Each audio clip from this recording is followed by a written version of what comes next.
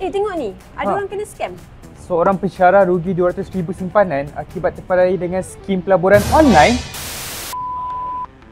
Sejak kebelakangan ni, scam pelaburan sering berlaku.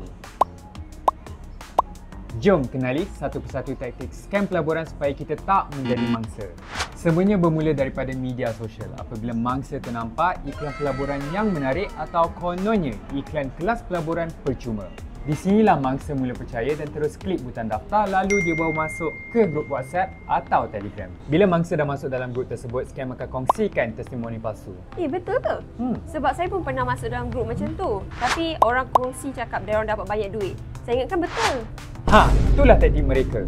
Untuk menampakkan skim itu boleh dipercayai, sebenarnya sebahagian ahli dalam grup tu pun scammer juga.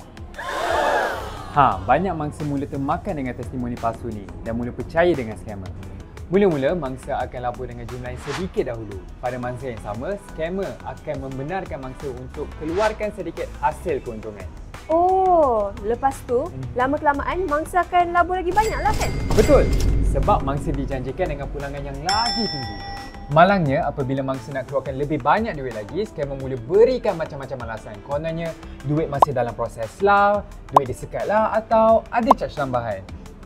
Akhirnya, duit pun lesap, pulangan pun tak dapat. Semak dan sahkan syarikat pelaburan tersebut di portal Semak Sebelum Labur. Jangan bergantung sepenuhnya dengan maklumat orang lain. Sentiasa sahkan dengan sumber rasmi. Jika terkena, kumpulkan segala bukti dan buat laporan kepada NSRC serta pihak polis. Ingat langkah-langkah ini supaya jangan kena scam.